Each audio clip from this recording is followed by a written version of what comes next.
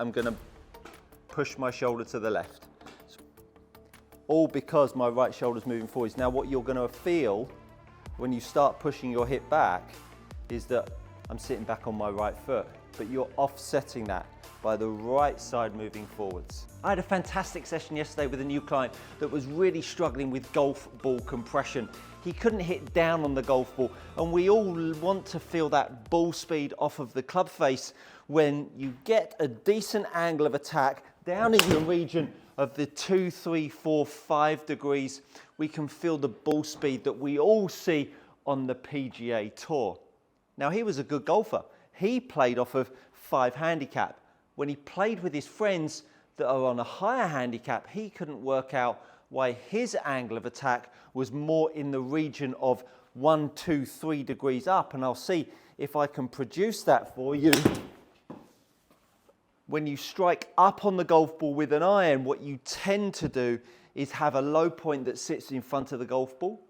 You tend to hit the ball fat, you tend to hit the ball too high, and you certainly don't take a divot after the golf ball. He had battled with this all his golfing life.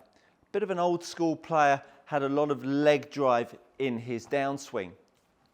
Understanding that we need to support the handle, and you'll have all have seen it, you'll have seen a stick out of the top of the golf club, something like this, which quite frankly, I don't believe works too well. I've tried it myself, but this stick in front to get this handle lean is not something that I would advise.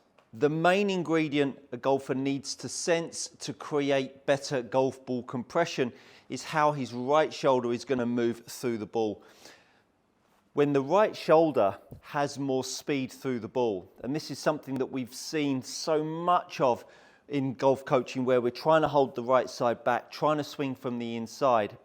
And if you haven't seen my golf swing videos on club path and how you can change your club path more from the inside, please go watch this video, then watch this one, and then if that hasn't done it for you, make sure you go and watch this one at the bottom there.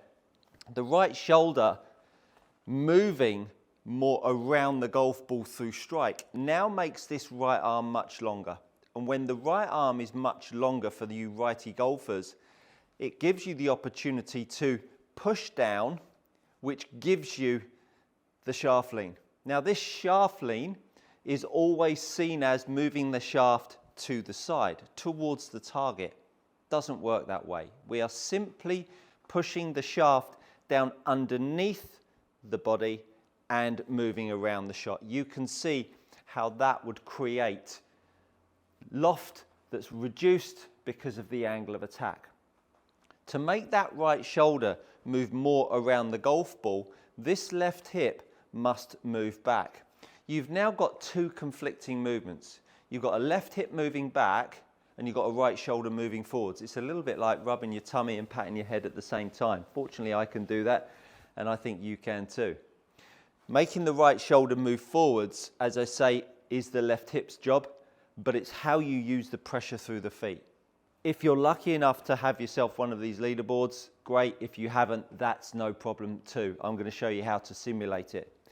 Pushing the right foot back and making sure that this right foot and right hip are moving at the same time gives you energy in your left foot. To move that foot out, I'm having to push towards the target.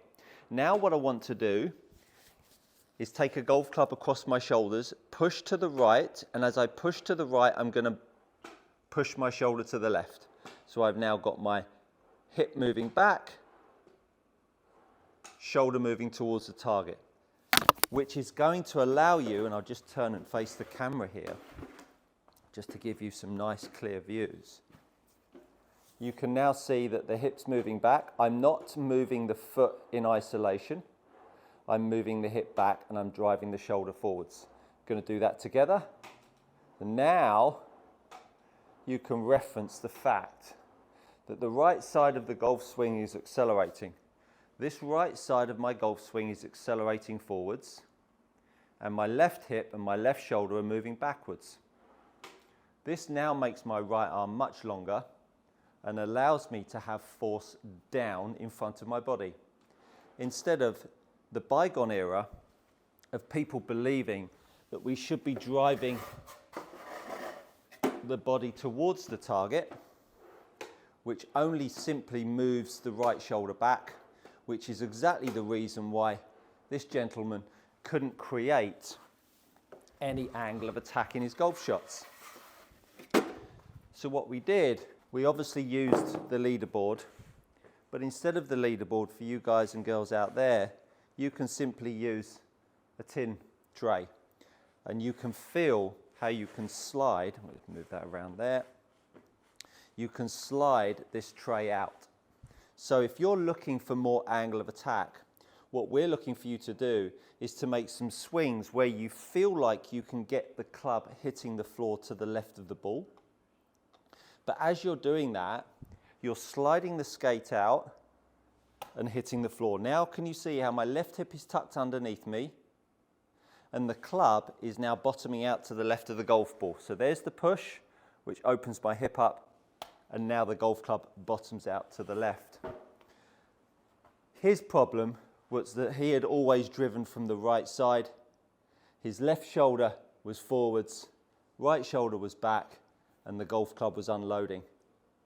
So the more he tried to create angle of attack, the more the golfer tried to push his body to the side, which only blocked his right shoulder more and caused him to unload the golf club. Now take your golf club in your right hand, put your left hand under your right elbow. Now make some backswings where you go back and you load the golf club parallel to the floor. Now we're going to get you to push your right hip back, should I say, push your left hip back and drive your right shoulder forwards. And what I want you to do is make sure that you stay flat-footed. I'm staying flat-footed.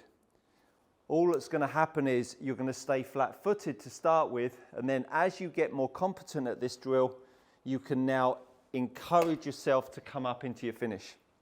And if you just take a little look at what sort of angle of attack that creates, we can start to see angles of attack more down, hip back, right shoulder forwards. You can see how my right heel is lifting up. My angle of attack is now more down. Shaft lean only comes from pressure down, hip back, shoulder forwards.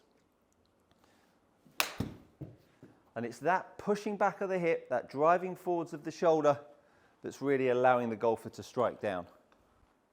So the left foot that's posting away that we see in so many golfers now. In yesteryear, it used to be the left hip driving forwards, hit against the left side, all that absolute garbage. Left hip back, you can see the angle that left leg is at is pointing away from the target, not driven towards the target. By pointing it away, you can see how much more hip turn I get. I get my shoulders more open and I can get my right arm longer. Now, for all of you guys and girls out there believe that that's going to cause an outside in path, you may want to go and watch this video and this video here, because those two videos will change your views and opinions on how path is created. It is not about holding your body back. You can hold your body back all you like, but you will compromise your strike and you'll compromise where you direct your club face through strike. So now we're going to get you to the top. Now we're going to start to push the hip back and get the right shoulder forwards. So the hip moves back. The hip moves back. Slight microphone error there. The left hip moves back. The right shoulder moves forwards. And now all of a sudden I can start to get these angles of attack that are more representative to what we'd like to see. All because my right shoulder's moving forwards. Now what you're going to feel when you start pushing your hip back is that I'm sitting back on my right foot, but you're offsetting that by the right side moving forwards. It's a really, really crucial drill, and it is an impact condition that completely changed for my guy that came and saw me.